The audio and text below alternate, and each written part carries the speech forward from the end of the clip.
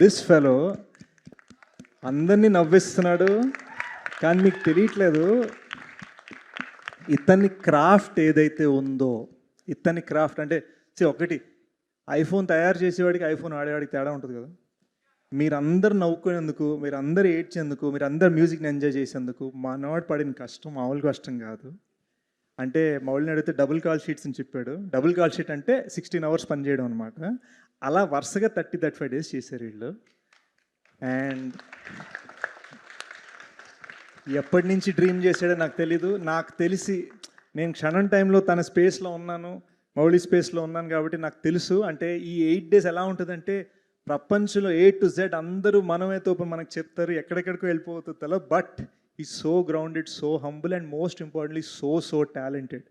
మీరందరూ చూస్తే jokes, memes ఇవన్నీ ఓకే, సెకండ్ హాఫ్ మధ్యలో మనకు ఫీల్ ఇస్తాడు మామ, టచ్ చేయిస్తాడు. అదొక డైరెక్టర్ క్రాఫ్ట్. నాలాంటి యాక్టర్స్ ఇలాంటి డైరెక్టర్స్తో పనిచేయాలని మేము వెయిట్ చేస్తూ ఉంటాం.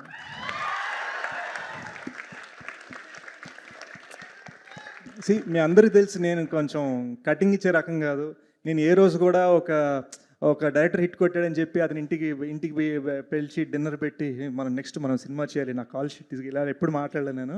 బట్ జెన్యున్గా చెప్తున్నాను Sai, I really loved your work. ఇందాక మనం పైన కూర్చున్నప్పుడు ఏం చెప్పానో అదే చెప్తాను.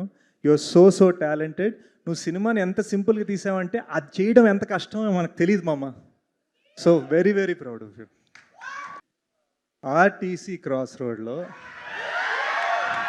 మీ హీరోకి రికార్డ్ ఉందా అంటే మా వాడికి హౌస్ఫుల్ ఉంది అని నేను చాలా ప్రౌడ్గా మా వాడికి హౌస్ఫుల్ ఉందని చెప్తున్నాను అనమాట. సో మౌళి, నువ్వు ఎలాగైతే జనాలు నవ్వించావో, ఏడిపించావో, నువ్వు ఇంకా ఇదిగో ఆ స్టార్స్ లాగా అలా వెళ్ళిపోవాలన్నమాట. రైట్.